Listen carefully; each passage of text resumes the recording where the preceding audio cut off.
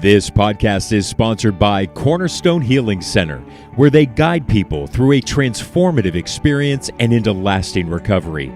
They focus on addiction, trauma, family systems, and co-occurring disorders.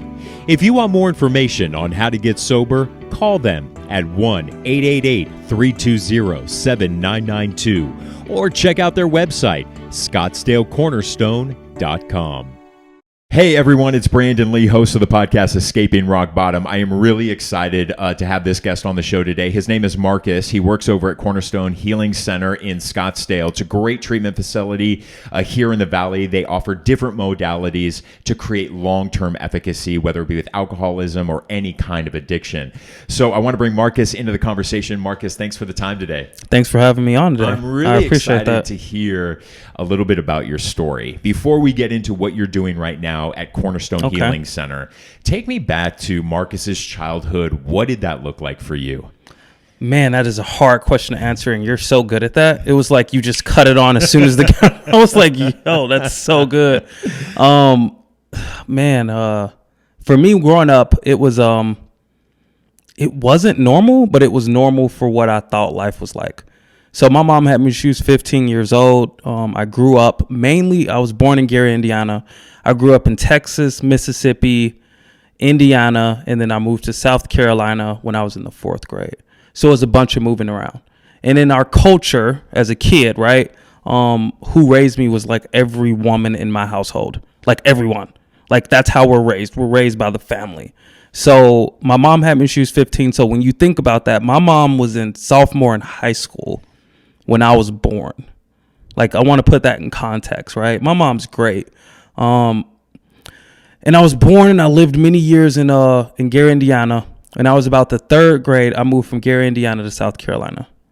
And I remember it because I went from a school, and I'm just going to say this. I went from a school there was one kid that wasn't black in our school. One.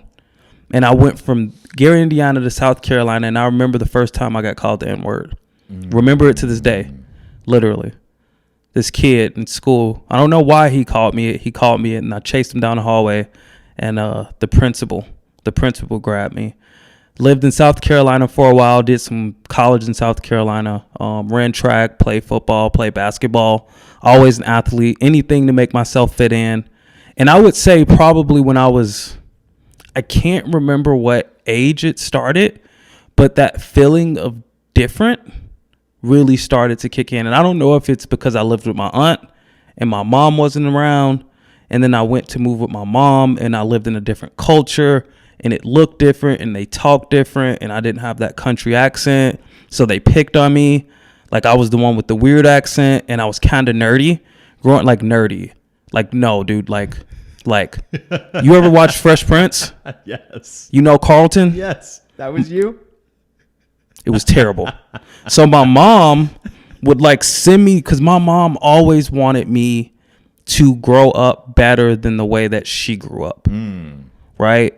And I think every parent really wants that. Right? Naturally. Right. And yeah, of course. Right. She wanted me to have a better life than she had. Because my grandma grew up in Mississippi in the 50s and 40s. And so imagine how she grew up. Right. And there was a huge migration of a lot of African Americans from south to the north, right, at that time. So my mom never really had much. My grandma was a school teacher, not even a school teacher. She was a lunch lady. She served lunch her entire career. So you think about how much money my mom grew up on. Right. And when my mom had me, she was 15. She got her associate's degree in her 20s. So as I got older, our lifestyle started to get better. And I remember I'm like 5th grade, 6th grade. My mom sends me to school looking like Carlton and all the kids are wearing Jordans. And I got on like Payless shoes and they're just making fun of me, dude. And it's fun. It's so funny. Like you're hurt, but you want to laugh at the joke at the same time. And I get chased down. And I just learn to fight. I'm getting chased down the hallway by kids. And I'm like, you know what? I'm going to stand up for myself.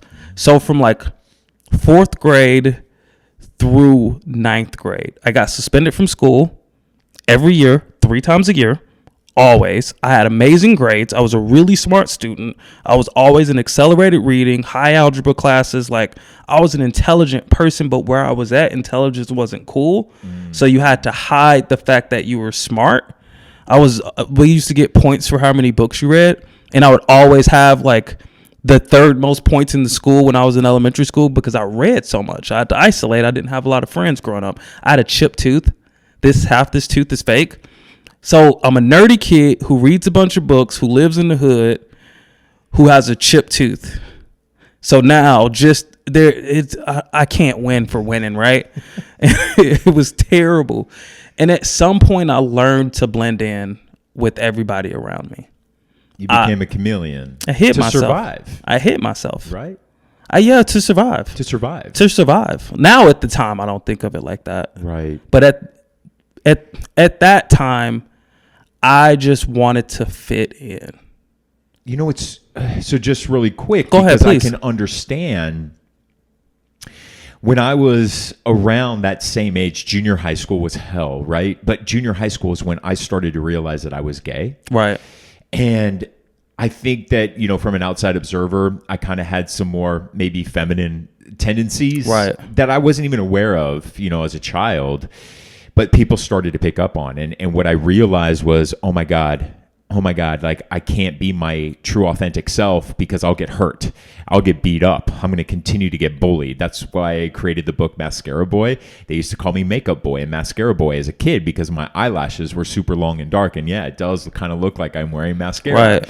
So what I start to do, I started to change who I authentically was so that I could fit into a circle of people so they wouldn't target me anymore. Right. So when I say survive, that's kind of what I mean. I wanted to survive not being bullied. I wanted to survive not being picked on and beat up. So to me, I was like, lose your authentic self and become part of into that group. Be a chameleon so you don't become a target anymore. Right. And I say that, and I agree with that. That's 100% the truth. But as you know, as you get older, you learn to parent the inner kid, right? True, the inner through a child. bunch of work. Yeah. I learned to parent, and I wish that I had the strength at that time to be my authentic self, regardless of what these people were thinking about me. Of course. Right. But at the time I didn't, and that's okay, right? So, I mean, at the time, we don't have even the tools nor the education to even know what the hell an inner child is. Right. I just started learning about the inner child with me in deep-seated trauma therapy work because what did I have to go do? I have to go back and constantly parent that little boy inside of me who's still that little boy being targeted by the outside world, being beat up because you're gay, being beat up because, you know, maybe you have some feminine traits or qualities. And we have to go back and treat that inner child. But when we're at that age, we don't even know. We don't know. I didn't know. No one told me. No one knew. Right. My parents did the best they could to get me through the world with the skill sets that they had. Correct. And that's it, right? And that's it. And I'm living in South Carolina and I don't fit in, and I'm doing everything I can to make the kids like me for some reason. And and I smoked weed for the first time. How'd that feel?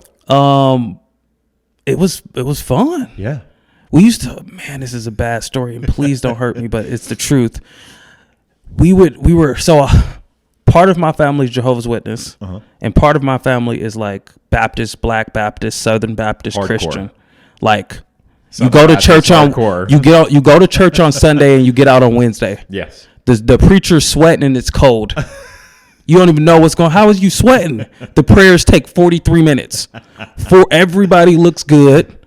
You was in the club the night before. Now you in church today, and I'm changing my life, right? Repent my sins away. And I was a usher boy, so I passed the collection plate.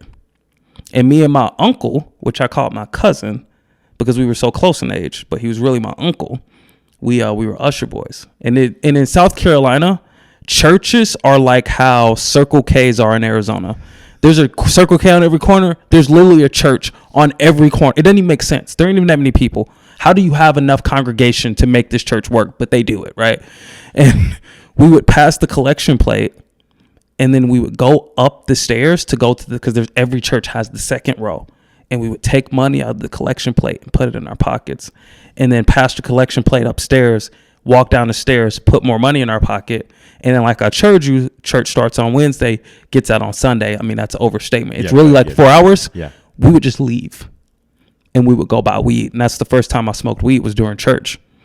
So we went to the dude and I was so young. We like knocked on the screen door. It's like a scene in a movie. Yeah. You like knock on the screen door and the dude's like, what you want? And my cousin's like, we want some weed. And he's like, how old is he? And he's like 12. He's like, he's too young. He's like, don't worry about it. He ain't smoking. So we get it, and we smoke weed and drink King Cobra 40s, and I felt like I fit in for the first time.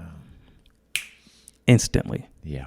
I felt like I fit in, and I was a part of. Smoked weed till I was 13, got caught, told my mom I wouldn't do it again, didn't do it again until I was 17 years old. So that, you know, when I 15 years old was the first time that I was with my friends at a beach house in Laguna Beach, California, and 15 years old, there was a line of cocaine on the coffee table at this home.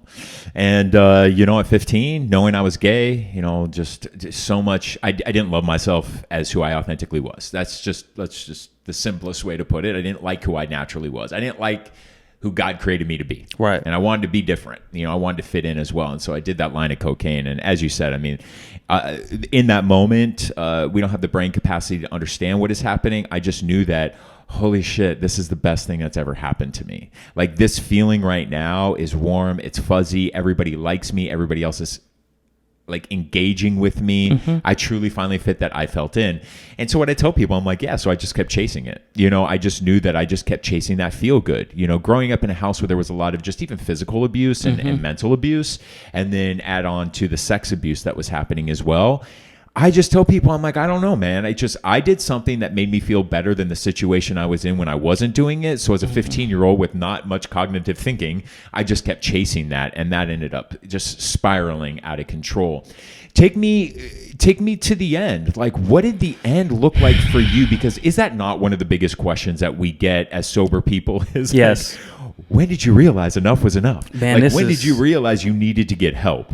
I'm going to try to make this, because my life is, man, I will, and we can get as honest as we want here, right? You're cool with that? I'm always as honest as we should be. I just want to make sure. Yeah. So, growing up, my mom's been married 3 times. I've had 3 different stepdads. Didn't meet my dad until last year. 3 years ago, I met my dad. Talked to him one time. Didn't really feel like I owed him anything. So I was like, hey, we're good. I've let this go. You got kids that are like 6. Be a dad to them. I'm okay. Yeah, my life is fine. Make amends to me by being a good dad to them. Right. Like, that's it, man. And like I told you, from 4th grade till 9th grade, literally, I was suspended from school always. I was always running from the cops. I had all these behavioral issues. I mean, I'm talking like my parents were in the house fist fighting. My stepdad, my mom, and my aunt, right? I poured boiling hot water on my stepdad. I used to throw desks at my teachers. I remember I got suspended from school one time, and I was leaving the school. I got suspended from school, and my mom doesn't know what to do. Her kid has these huge behavioral issues. I don't know why I'm acting out that way, right? And I remember I'm riding home from school. My mom just looks at me and punches me, and I hit the window, and I pass out and wake up at home, right? I was just angry, man. Yeah. I was so angry at everything, and I didn't understand why I felt the way I felt, and I didn't understand why you looked like you were comfortable. And I tried all the things that you tried. I've tried it. I was a nerd. I was a jock. I was smart. I was funny. Why do I still have this feeling of emptiness inside of me that I don't believe that you have? Because the way that you look like you live life is so different the way that I live life. I'm measuring my insides on your outsides, and I'm wondering why I don't feel the way I think you feel. Because I thought it was fake. I thought happiness was made up. It was movies. No one really felt that way. Everybody's a little miserable, right? And I'm 17, and I started smoking weed a little bit. I go to college, and that's where it started, in college. I never in my life felt like I fit in until I went to college. Because like I said, I grew up pretty segregated until I got to South Carolina. In South Carolina, even when I grew up, in the 2000s, was pretty segregated. Like, let's just be real. Yeah. You didn't hang out with certain people. If a cop pulled you over, you kept driving until you got to a light pole. You never let them, because the camera could see. You always, because they got their camera on, you wait till you get to a light so that because there's not like Arizona where there's lights everywhere. It's dark country. You've been in Atlanta. Oh, yeah. It's dark country roads. Well, so I think people also need to understand that there are many parts of the South that are still to this very day very segregated. Oh, I won't go. Yeah. I mean, there's areas where black people or gay people should never go. Oh, 100%. In the South. And people tell you, don't go there. No. Right? And it's just funny to think back on that. And I'm living my life and I get to college and I finally found that feeling of fitting in. Because I'd been segregated most of my life. And when I'm a really young teenager before I drive, I don't have the freedom to go be and hang out with who I want to. As I gained the freedom to be able to hang out with who I want to, I hung out with everybody. I had friends of every race, every religion, every sexual orientation. I didn't care. And guess what the common denominator was for all of us? We like drugs. We like to party. We like to have a good time. We lived in South Carolina and we watched New York and LA and we saw what they did and we wanted to live the same lifestyle, right? We wanted that big city atmosphere. We used to go to Atlanta all the time. It's a 3-hour drive from where I lived at in Spartanburg, Greenville. And we wanted that big city lifestyle. So all my friends came from different places. But there was always this difference, man. It felt like I was trying to seek something that they weren't. I remember I would hang out with these frat boys. And like, this is back in the Guitar Hero days. Don't tell anybody that I ever played Guitar Hero. It kills my street cred, right? And I remember this dude. They would play Guitar Hero, and then they would pack their Roar bong. They would pack the bong with weed, and then they would hit it, and then they would pass it to me, and then I would hit it, and then they would put it up. And I could not stop looking at the sack of weed. I'm like, why are we not smoking all the weed? Or they would take a few shots of Jaeger. This is back when Jaeger bombs were cool. Yeah. They would take a couple shots of Jaeger and they'd put it away. And I'm just like staring at the bottle of Jaeger like, there's more Jaeger. Thus, you drink the Jaeger. And we're trying to play guitar. I'm angry. Right. I can't even play Guitar Hero because I'm like, I need more of the thing that you have there. So I start to notice that I'm trying to seek something different from this substance. And I'm popular. I am one of the most popular people on this college campus. I never graduated college. I don't think I passed I passed one class. I pulled my transcript the other day. Terrible. F, B. B in math. Everything was F. I smoked at 4:20 in the morning. I smoked at 4:20 at night. We drove down to Clemson to pick up the best weed ever because Clemson is an agriculture school. So it's a bunch of college kids with botany degrees. So you know what they grow down there. The dankest weed ever. And at this point, I'm just drinking and smoking weed. We start getting into pain pills. We start doing Xanax. It starts to progress. I'm stealing from every person I know. Every person I know. Anybody. If you got money, I'm stealing. And I'm charismatic, and I'm nice, and I'm funny, and I make good friends. So I'm just manipulating my way into people's lives so that I can get from them what I need. And I don't even know it at the time. It's just this thing that I do, like habitually. I think I'm being this honest dude, but I'm really not, right? I'm measuring you on a sliding scale. Always, always. You're better than me or you're worse than me. And I got to find a reason to be better than you because if I'm worse than you, I'm not good enough. So I create this stage character for the world to see. And what I'm doing is I'm going behind everybody's back and I'm stealing money. And it gets crazy from here. I'm living in South Carolina. I'm absolutely miserable. I have nothing. I've dropped out of college. I'm like couch surfing, homeless some days. I have absolutely nothing to my name. And I remember sitting in South Carolina and I'm like, the reason that my life is like this is because of my family. They raised me. They didn't know how to they don't know how to raise me. They didn't know how to show me it's South Carolina. It's a small city. I need to go somewhere else so I can create a new identity. Because once again, remember, it's all about my identity. It's all about what you think about me. So now I've burned every bridge. So now how does everybody feel about me? I have no more identity. No one thinks I'm a good dude anymore. No one thinks I'm funny. No one wants to hang out with me. So now the only person I have to sit with is myself. And when I have to sit with myself, I know deep down inside when the show's off and there's no one else to impress, I'm absolutely miserable. Right. So I have $126. No lie. I buy a bus ticket to Jacksonville, Florida. Don't ask me why I went to Jacksonville. Jacksonville, Florida. $126. Moved to Jacksonville, Florida. Lived in Jacksonville. Was the craziest experience. Moved there with nothing. Made it.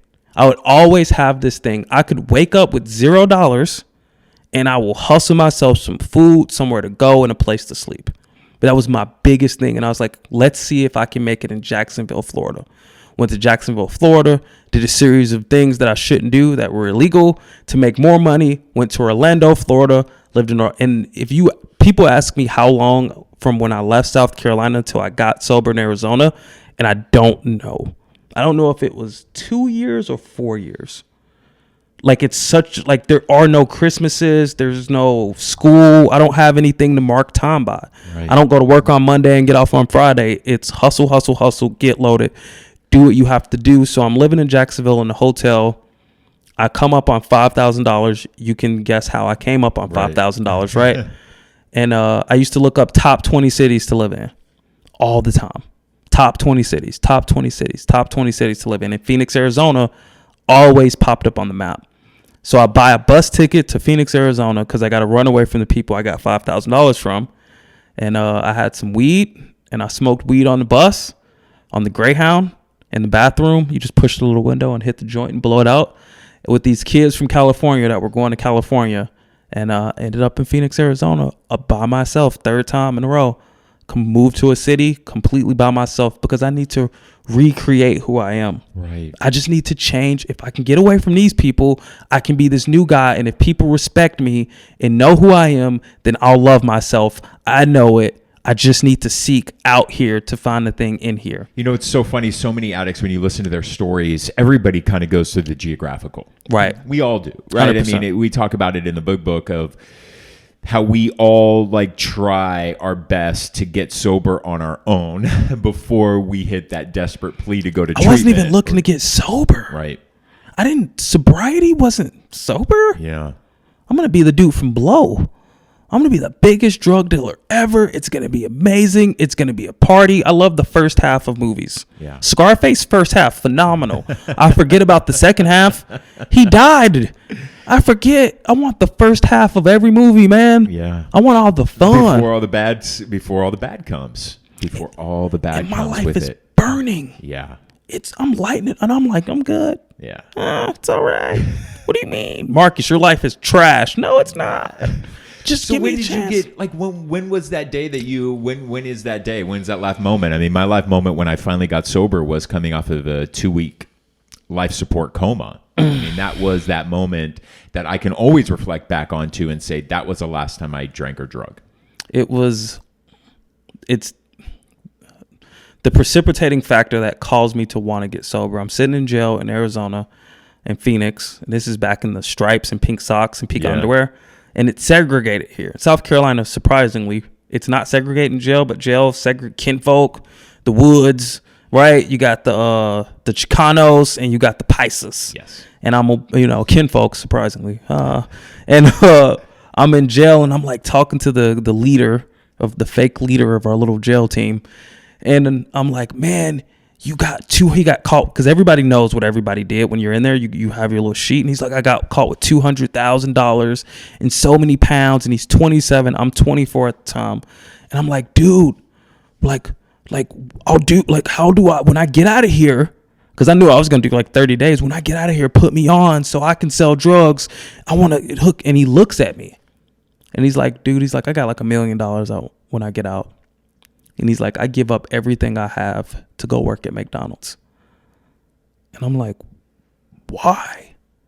And he shows me a picture of his 7-year-old daughter. And he's like, I'm about to watch my daughter grow up in pictures.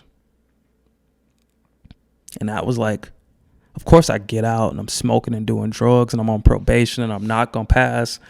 And I'm living with this dude on 35th Avenue in Van Buren in the classy part of town.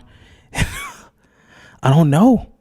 I got a list from my probation officer of halfway houses and treatment centers. And I didn't know what a halfway house. I was like, halfway between what and what? I don't want a half a house. I'm good. And the only thing I knew about treatment centers was like Dr. Drew's Celebrity Rehab. I was like, there's a pool. It's going to be cool. It's going to be. And I wake up. I don't know what time the place opens. I'm definitely dirty. I was doing cocaine the night before with a paisa, ecstasy the day before that. I was smoking weed. And I remember I was just miserable. I remember laying in this floor, not even a bed, on the floor of this dude's house on 35th Avenue in Van Buren. And I'm just like 25 years old, and this is what my life looks like. And I remember I just woke up at like 6, and I walked from 35th Avenue in Van Buren to Central and Pima.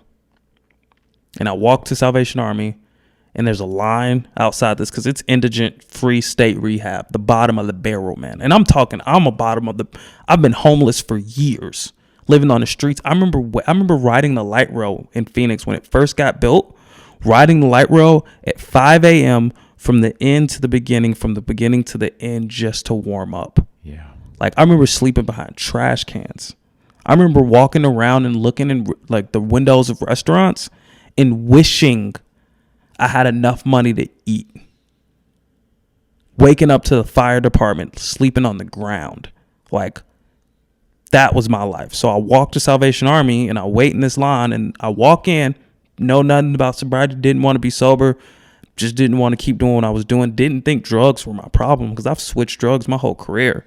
Done meth, I've smoked weed, I've drank, I've done pills, lean, ecstasy, opiates. I just switched it up. I didn't think I was a drug addict, but I thought I was the problem. It's me, man. I'm not good enough. I don't work hard enough. I don't have enough character. I don't have enough strength. I don't have enough gumption. I can't just do it because that's what I thought it was about. Just get it done, Marcus. So I walk there and they're checking me in, and the dude's like, "Why are you here?" And I'm like, "I don't know. I have no idea why I'm here." And he UAs me. I know I felt that UA. And he's like, "Man, I'm gonna let you in." And that was the first time in my life. And I've been sober since that day, since the first treatment center, first meeting I ever went to, anything. And I sat in that seat at the Salvation Army rehab. And that was the day that changed my life. That's amazing.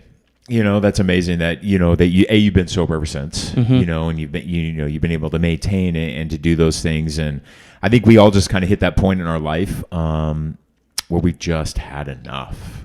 Like because I remember when I first went to that church, it was a church, Melrose and Mansfield, in Hollywood, after I got released from the hospital, and, walking into that room, not even knowing really what an AA meeting was. Like, I had never heard of it, and I didn't even really even know. And, that was the beginning of this journey. For me, I wish I would have gone to a treatment center. Like, I really, now with so much recovery time under my belt and so much life experience in the recovery world, I look back and I'm like, that's one thing I never did. It's not part of my story. And I wish that it was, because I think that I would have been a lot more further advanced in my recovery. I wouldn't have had so much time of white knuckling through some really rough times in those first few years. I was somebody that didn't experience that pink cloud. It wasn't in my story. I didn't experience that pink cloud. I had moments of spiritual revelations along the way that started to open up my heart and my mind to a spiritual being. But I think that had I gone to treatment, it would have really helped me lay the foundation to then add meetings, to then add the other parts of the 12-step program to it. And that brings me to where you are now, at Cornerstone Healing Center. And I just, the beautiful thing I think about recovery is that a majority of the people who work in treatment centers are recovered addicts themselves. Because when I was released first off, when I came to, and the doctors were able to keep me alive, before they discharged me, I had to stop in the mental health unit. And I'm speaking to this guy who I assumed was a therapist by the way he was speaking to me. And he goes, "Why are you so angry?"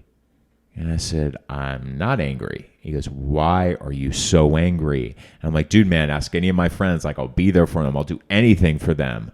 He goes, "Why are you so angry?" I said, "If you ask me that question one more time, like, I'm about to get angry." And he goes, "Why are you so angry?" And he goes, "Do not answer." He goes, "Brandon, somebody who is trying to get HIV, somebody who is putting meth into their system, somebody who is having so much sex the way you are having sex and doing the things you are to your life and your body is not happy. That is a very angry person. Come to find out, that is not a man who was a therapist, not a psychologist, had no effing degrees. This was another man who had 15 years of recovery and sobriety under his belt and was able to cut through me the way nobody else was able to cut through me.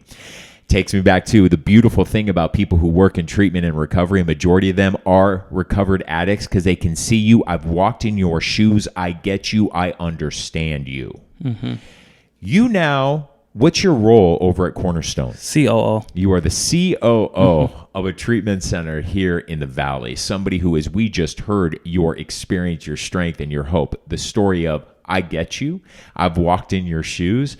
I think that's an amazing aspect in your world to be able to offer that to somebody. Yeah. What are you guys doing at Cornerstone that is helping people who are struggling with whether it be alcoholism or drug addiction? That's such a broad question. There's so many ways to tackle that question. I think it's the same thing that you got that I got. That's the key.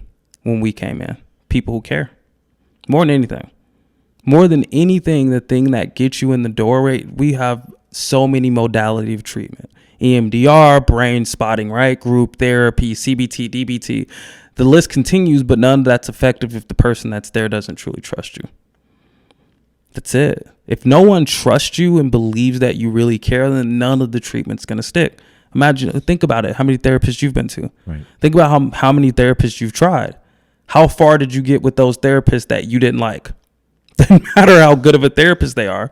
If you don't feel a connection with them, it doesn't matter, right? And the thing that we do the best, I think the thing that separates us from everybody else, maybe not everybody else. I think there's a lot of treatment centers that actually care, and I don't want to say that, man.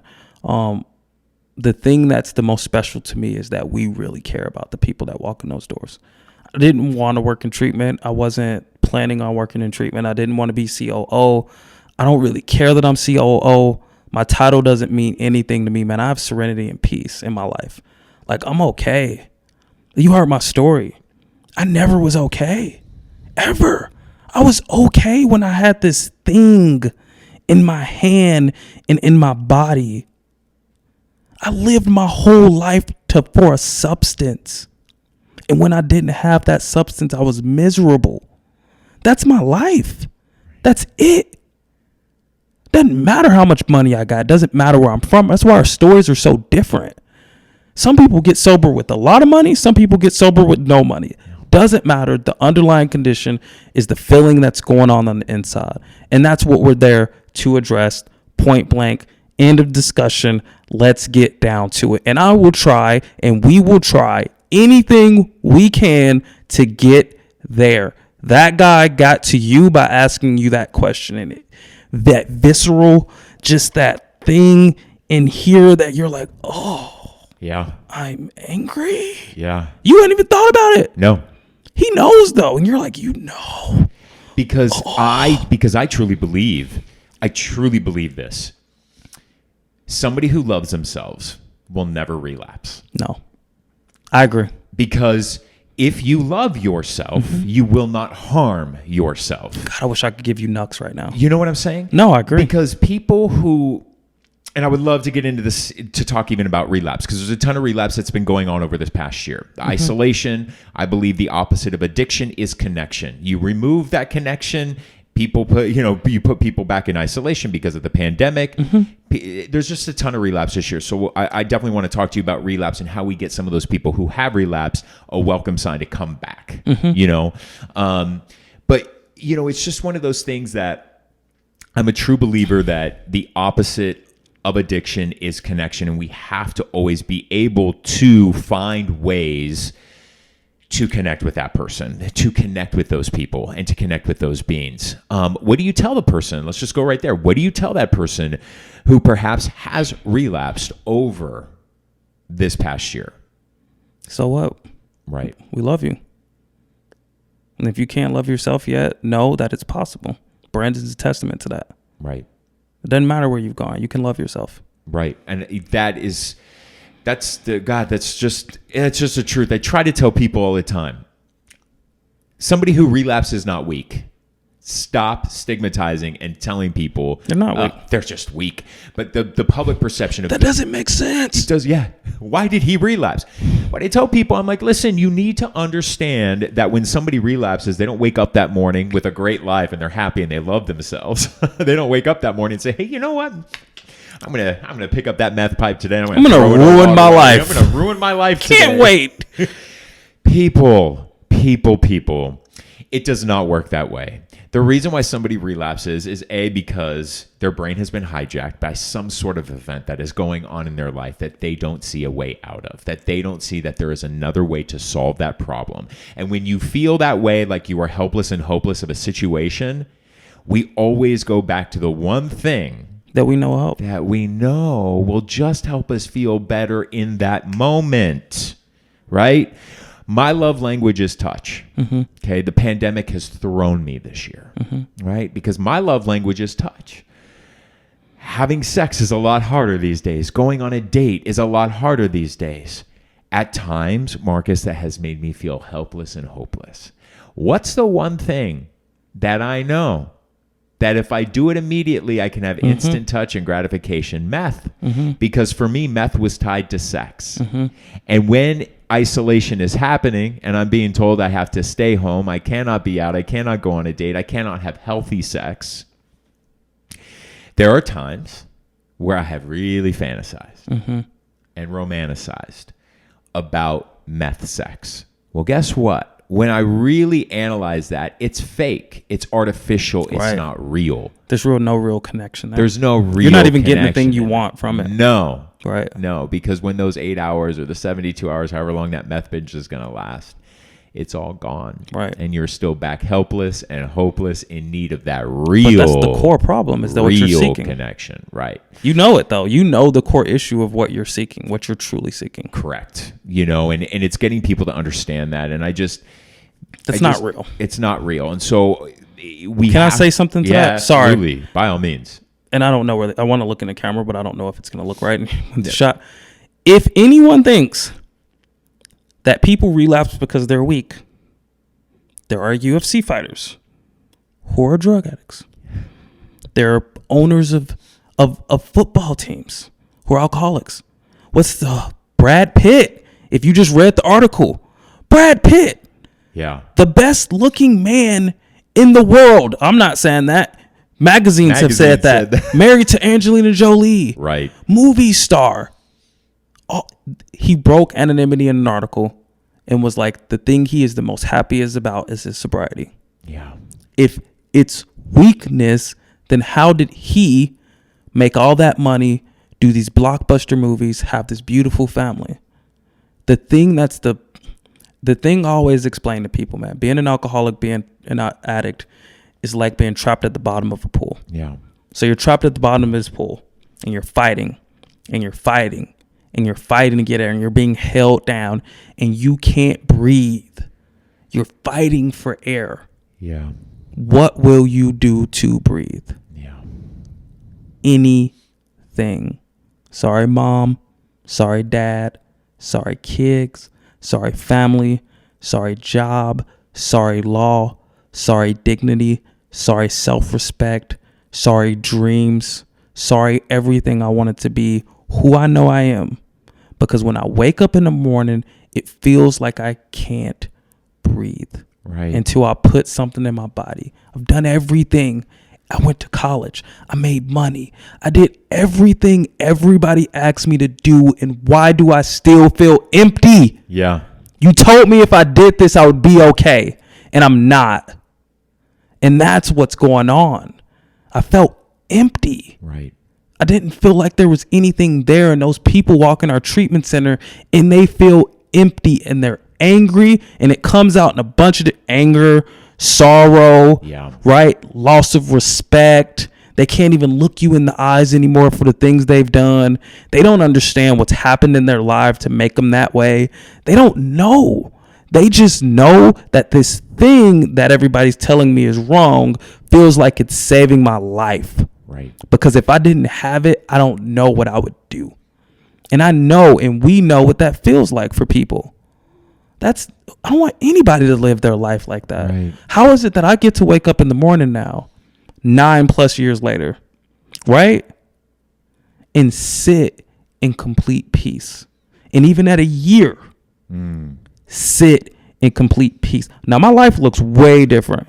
Make way more money, way nicer house. I had nothing, but I found peace. Right. That wasn't contingent on external things. Right. It was built in the first time in my entire life that I've been able to be my authentic self. I always say this. I lived 25 years of life because I got sober when I was 25. I lived 25 years of life before I ever lived one day. Because I look at the world different. I experience it different. I feel different. And that's the thing that I want, that we want everybody to have. That freedom, man. And everybody deserves it. You can't tell me they don't, because if I deserve it, if you deserve it, right, they deserve it too. It is not fair that some people don't get that freedom, man. Yeah. And that's it.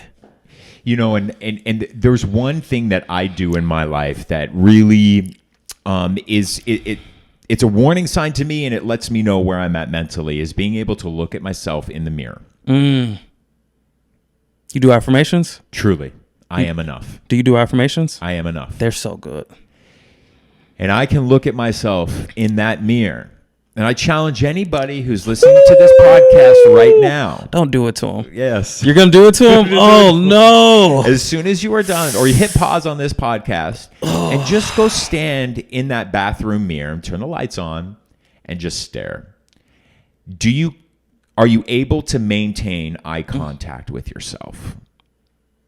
And do you begin to smile? Or does the weight of the face begin to sag down? And how do you feel? Check in with yourself. Check in with yourself and find out, can I even stomach to look at my own self-reflection today? Because let me tell you this, Marcus, if I have treated somebody poorly and I have not immediately apologized for my part in it, I cannot look myself in the mirror. I can't do it. It does not work. You know who you are now. I know. Right. I know who I am. I can truly say all the years that I used to pump steroids into my body back in the day because I hated the reflection in the mirror. I wanted to fit. Guess what? I'm the skinniest I have ever been in my entire life. You look great. Don't worry about it. I appreciate you. Skinniest I've ever been, right? And I look at myself now and I'm like, this is the best I've ever felt, nor the best I've ever looked. It's a great way for me just to check in. Am I able to stare at my reflection long enough for one fucking minute? You know? Because if I can't, something is off. Something is off. And it's okay.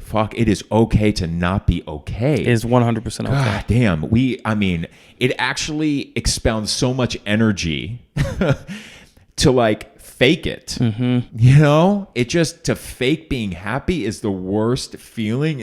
I hate it. That's the balance. God, right? You need them both. You need them both, but it's okay to not be okay. But then I ask myself, but what are you doing to make yourself be okay? It's okay to not be okay. Don't sit in it, though. But don't sit in it. Yeah. Like, what am I doing? The first thing I look at is like, wait, when's my weekly therapy session? Sweet, right. It's tomorrow. Like I can get by until tomorrow to really kind of talk about it or center with meditation or do something.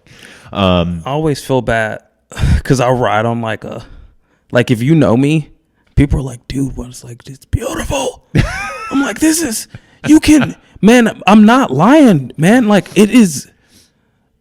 I went from I was at the, for sure. I'm like, I measure myself from the bottom of the bottom to the top. I don't know if that's in camera, right? Like anything that's like up here is way better than where I came from. For sure. This is, man, I'm sitting in your living room having an amazing conversation on a Wednesday night. Right. What is wrong? Yeah. For me, nothing. Right.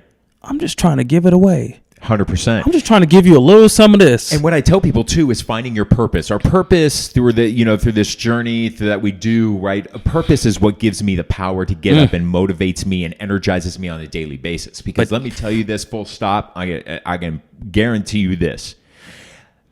My higher power did not keep me alive from umpteen overdose so that I can go to a news studio, read a teleprompter, and make a lot of money. Right. My sponsor did not keep me alive for that sole purpose, because if I allowed myself to just sit there in myself and my own self-interest, all of that would be ripped away from me. Because what I would do, I would take that money and I would be out using drugs again to fulfill me. Right. But finding that purpose, and I truly believe the reason why I wrote the book, the reason why I have lost out on job opportunities by being so public and open about my own mental health struggles, is because I truly believe that my higher power kept me alive so that I can give hope to those other people who are suffering. The reason why the higher power gave me the skills as an orator to communicate is to have a platform that reaches a larger audience of people with my story, for no other reason. My higher power didn't give me the skills that I have to pertain this platform so that I can be selfish with my own life. My higher power did that. We're going to give you these things. Use them for the good. You're going to suffer some pain. You're going to suffer some trials and tribulations along the way. The things that you thought you wanted, being at the network, being at the Today Show, judging everything in my career about being at the network, there's going to be things that you will not achieve in this life because that is not your purpose. So I tell everybody, find your purpose. You will find your efficacy. You will find your life. You'll find recovery, but you have to find that purpose. We just hit him with the heat. You know? It's the truth. That's the truth. That's what recovery does for us, what you just talked about. Right. You're a living example of what this thing does. It's what it's about. You ask what Cornerstone does, that's what Cornerstone does. Right. What you just talked about, what we just talked about. You find that truth, man. And I think that more important than anything in this world is that you found your truth. I talked to you before this. You don't get it. You think you're just talking, and I'm just soaking it up. I'm just like, oh man, I'm just listening to somebody who's found their solution. And that's the connectedness you're talking about, that so many people are like, you gave me energy. Sitting in here talking to you, I'm gonna walk out 10 pounds lighter. Likewise. You know it. You know it. You're gonna walk out this room like, likewise. This leather. What is? I got a reverse camera? When did I get a reverse? What? Hey, it's good to see you, Steve. Yeah. Hey, have a great, what? It just, you, because it's built in like truth. Right. You connect person to person. That dude that said you're angry connected. And you're like, what is this thing? He looked through your veil like that. Yeah. He saw right down to your soul and was like, I know who you are. Yeah. And I'm here. Yep. Yell at me. What are you? I'm going to get angry if you keep. Hey, man, I love you. Don't answer the question. Sit with it. And you're like, oh, why aren't you mad at me? You're supposed to run away when I do that. And that connectedness, man, that love that's what I really, truly live for. And not only with people, but the world around me. What's that closing message that you say to the listener, the person who's watching this right now? Woo! What's that closing you ready? message? You ready for this journey? I'm ready. Oh my! I'm so sorry. I'm so excited. I'm sorry, crap, but this is me, so I'm not sorry. Yeah. Oh, all right. We're gonna close it with the story. Can I do that? Absolutely. Oh, the closing message. Yes, I have a closing message on my podcast as well. But so there was this priest, and he had the solution to all of man's problems, right, in his hand. And this priest has this solution to all of man's problems. And he's like, this is too powerful for any one man to have. I must hide this. So this priest with the solution to all of man's problems, he goes and sees 3 shamans. And he takes the solution to all of man's problems and he's like, hey, and he goes to the first shaman and he's like, where can I hide this? It is too powerful for any one man to have. And the first shaman says and looks at him and he says, hey, you should take the solution to all of man's problems and you should put it on top of the highest mountain. Because if you put it on top of the highest mountain, no man will ever find it. And the priest looks at the shaman and he says, if I put it on top of the tallest mountain, some man will find it. So he looks at the second shaman and he says, what should I do with the solution to all of man's problems? And the second shaman says, you should put it inside the deepest cave. Because if you put it inside the deepest cave, no man will ever find it. And the priest looks at the second shaman. He's like, if I put it inside the deepest cave, some man will crawl in there and find the solution to all of man's problems. So he looks at the third shaman and he says, what should I do with the solution to all of man's problems? And the third shaman says, you should put it inside of the deepest ocean. Because if you put it inside the deepest ocean, no man will ever find the solution to all of man's problems. And the priest looks at him. He says, if I put it inside the deepest ocean, somebody will swim down there and they will find it. So all three shamans look at him and they're like, what are you going to do then? He says, I know what I'll do with the solution to all of man's problems. I'll put it inside of himself. Because no man will ever think to look inside of himself to find the solution. And that's the message. The solution's inside of us. Because inside of us is who we truly are. And when we are who we truly are, we build connection with people who are who they truly are. And we find what self-love and real love is. That's the solution. Damn, I love that. I love that. That's amazing because it's so damn true. It's inside. It's inside of us. I looked outside. Sometimes we just need somebody else or a little extra help in order for us to see it. Because one of my therapists said to me one time, she's so amazing. She just looked at me in the middle of session one time and she just goes, you don't see yourself the way everybody else sees you, do you? And I was like, huh? She goes, you don't see yourself the way I see you. And I asked her, I said, okay, what do you see? She says, I see somebody who is empathetic. I see someone who is caring, someone who is successful, someone who is beautiful inside and out. And I was like, yeah, no. You know? So sometimes, as you said, it's here. It's in us. It's in that reflection that we have to be able to see it. Sometimes when we can't, we need Cornerstone to see that in us in order for us to believe. What's all the work about? What all the work you do with your therapist is to go back in here. Exactly. All the work you do in AA is to go back in here. All the work you do everywhere is to find that in here because the answer is not out here. Yeah. This outside is a byproduct of the internal. I love for me. That. I believe that for me as well. Marcus, man, thank you. Thank you, Amazing conversation. This is what it's all about. Like, I love it. So for those of you who are at home or you're running on the treadmill, you're out for your morning walk, listening to this podcast, if you want to learn more right now about Scottsdale Cornerstone Healing Center, we're going to supply all that information right now at the end of this podcast. This podcast is sponsored by Cornerstone Healing Center, where they guide people through a transformative experience and into lasting recovery. They focus on addiction, trauma, family systems, and co-occurring disorders. If you want more information on how to get sober, call them at 1-888-320-7992 or check out their website, scottsdalecornerstone.com.